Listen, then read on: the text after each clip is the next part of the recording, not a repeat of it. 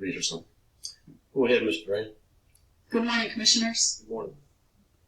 The stipulated agreement before you is unseemly, inappropriate, and harmful for the people of Georgia and should be rejected. For 14 years, this Commission has declined to review or disallow Vogtle's cost overruns, repeatedly stating that you would determine what was reasonable and prudent when the project was completed. This claim was most recently made on July 27th during DCM 28 when Commissioner McDonald said it, and that this Commission would review all expenses now. And here we are, literally deciding the largest rate case in Georgia history with a rocket docket of mere hours and no real prudency review. Note that the Georgia Public Service Commission, as with all state commissions, is structured to be a neutral party in an adversarial two-party system, much like a court of law. While stipulated agreements may not be illegal, they should be, especially the secretive way that Georgia Power conducts them. Stipulated agreements should involve all interested parties, otherwise it's a backroom deal. And this case was even worse.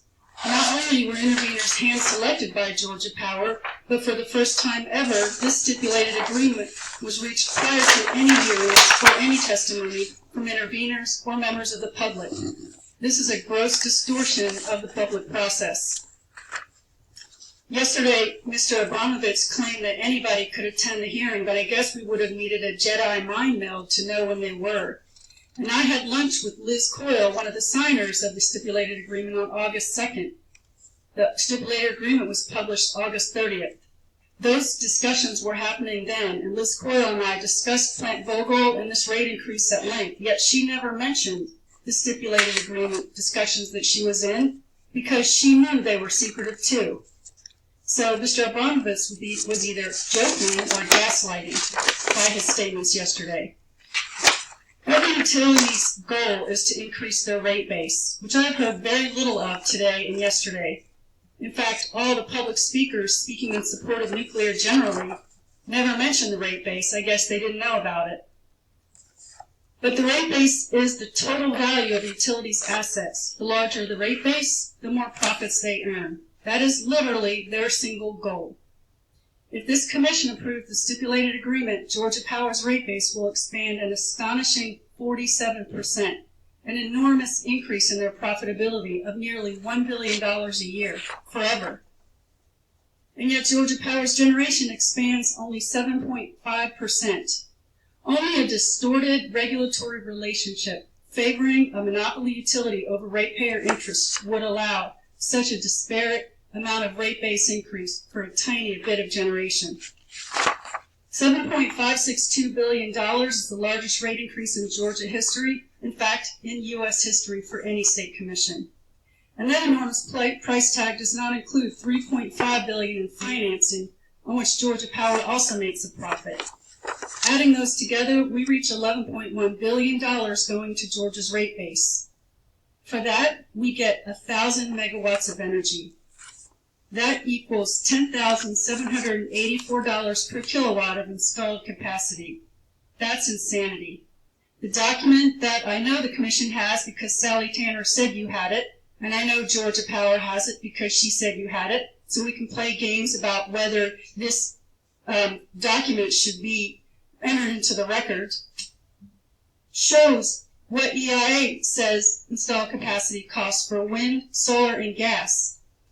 Solar is only $1,500 per kilowatt of installed capacity. Wind is only $1,400 per kilowatt of installed capacity, and gas is $920 per kilowatt of installed capacity. Are you guys going to allow this to be entered into the record? I've already ruled on that. All right. Meanwhile, Vogtle is $10,000 per $784 per kilowatt of installed capacity. My hat is off to Georgia Power. Good job, gentlemen and lady, for your ability to convince well-meaning people into signing an agreement that Georgia Power customers should pay 10 times the installed capacity for nuclear, and then come down here and speak positively about it. That's an impressive hat trick. Customers could have paid so much less, but that wouldn't have been as profitable for you. So here we sit. If my hands are shaking and my voice is shaking today, it's not because I'm nervous. It's because I'm so angry at the situation that we're here today discussing. The stipulated agreement forces Georgia Power customers to pay 10 times more for installed capacity, but we are to believe that somehow this saves money. Because Georgia Power doesn't get all of the cost overruns? That's nonsense. Georgia Power succeeds in averting an embarrassing and shocking public review of their incompetence in constructing and managing Plant Vogtle with this stipulated agreement. Yesterday, Mr. Abramovich said that Georgia Power's expenditures for Plant Vogtle were all reasonable and prudent. The Georgia Power consultant said so as well. But it's not true, is it? Construction failures from the very beginning were, well, besides the prostitution rings and on-site drug use, which is documented, I'm not making that up. In 2012, the first rebar was installed incorrectly and had to be redone. In 2013, the first concrete pour resulted in a stop work order and Nuclear Regulatory Commission findings of significant breakdown in quality assurance. The modular parts didn't work and had to be set up in factories on site and reworked. Vogtle never achieved an integrated project schedule and averaged 1 day of delay for every day of construction. I'm sure that's why the IBEW gentlemen loved this work. They made a ton of money for many, many years beyond when they should have. This rework is why the project is 7 years late. Now we talk about Westinghouse bankruptcy and COVID. COVID expenses were $250 million. Do you know how much that is of $35 billion? Not even 1%. COVID had nothing to do with why this project is so far over budget. And neither did the Westinghouse bankruptcy, because what happened after they went bankrupt? Well, the cost overruns accelerated. The delays accelerated. In 2021, while using pressurized air to check for leaks in welds, the IBEW craft workmen overpressurized and ruined the steel floor in the spent fuel pool and had to replace the whole fuel pool.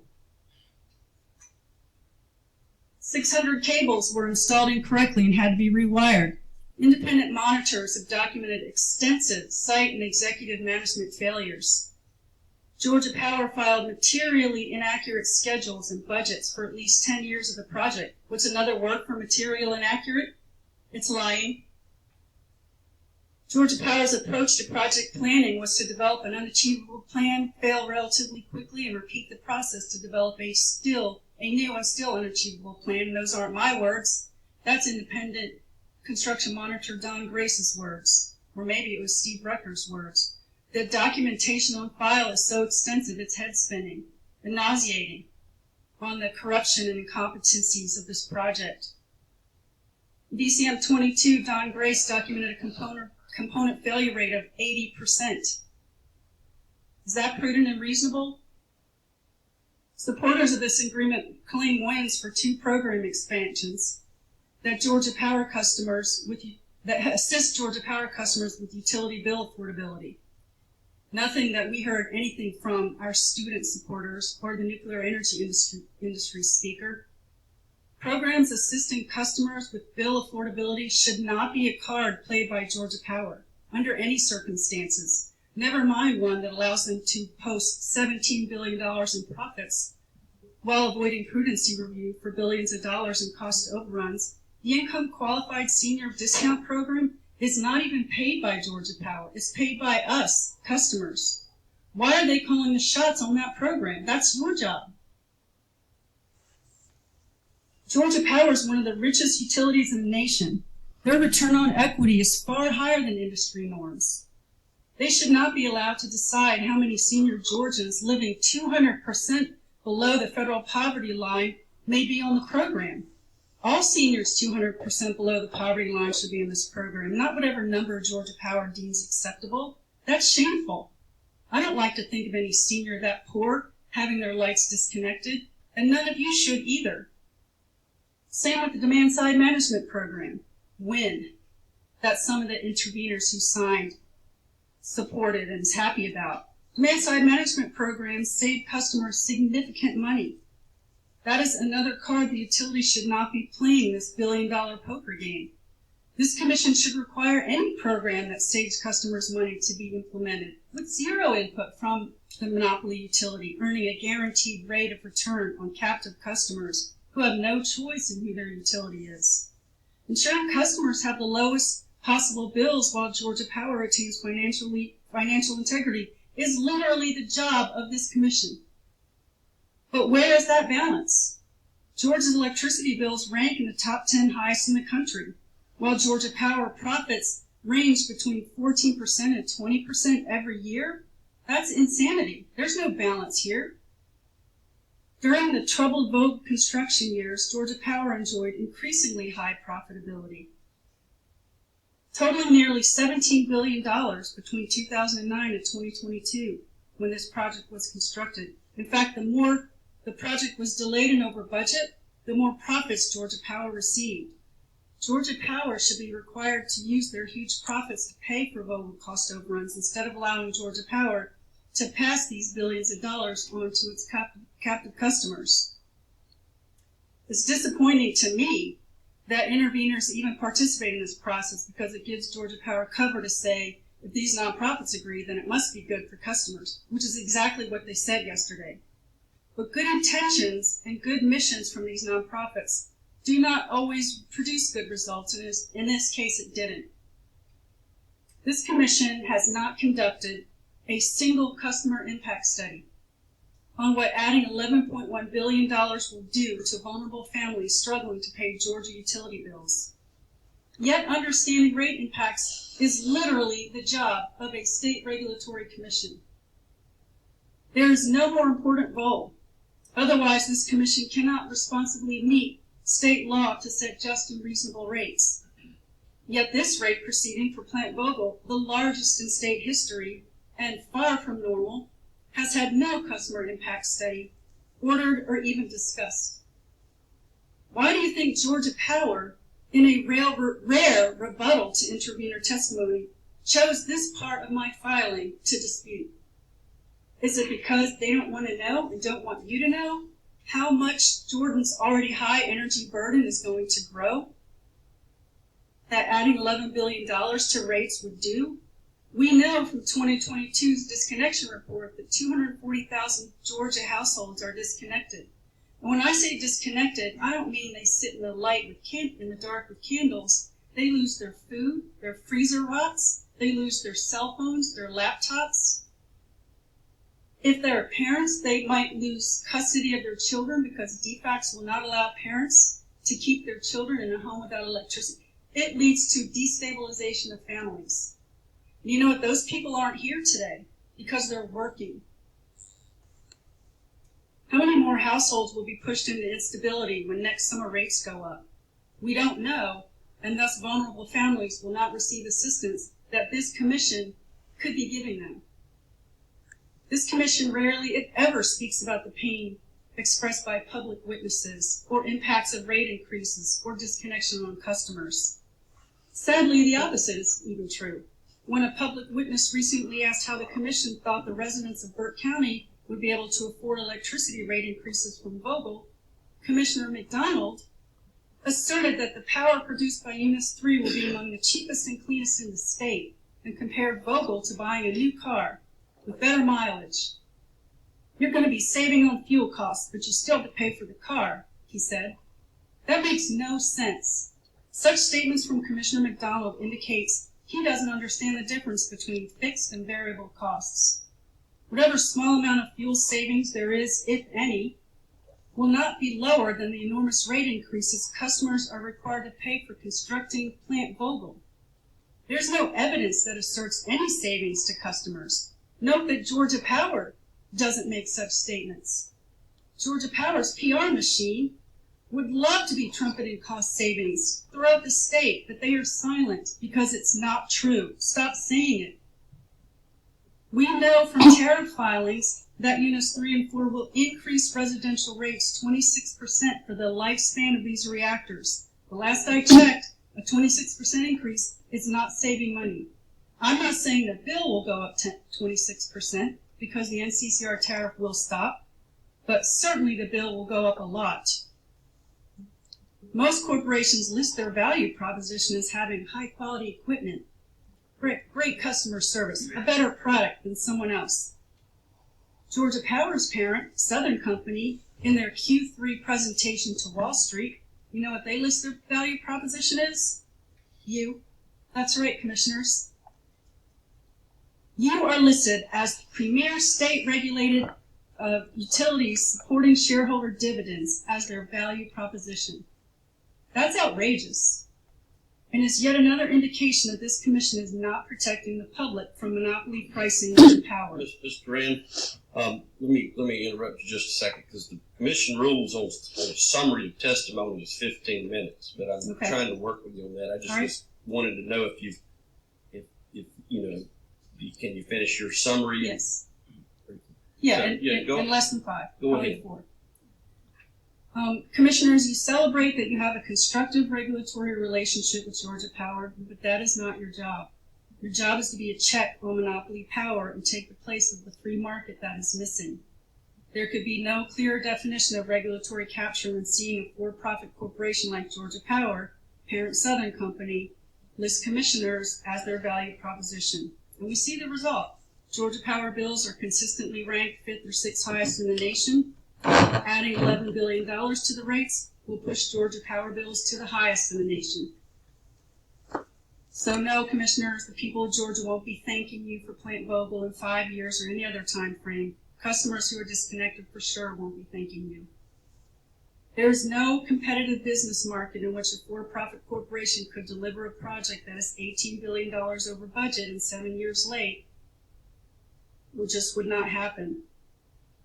The free market would attain balance through bankruptcy, lawsuits, and jail. So in that regard, it would be better to have no commission than to have one that provides state-sanctioned ratepayer robbery.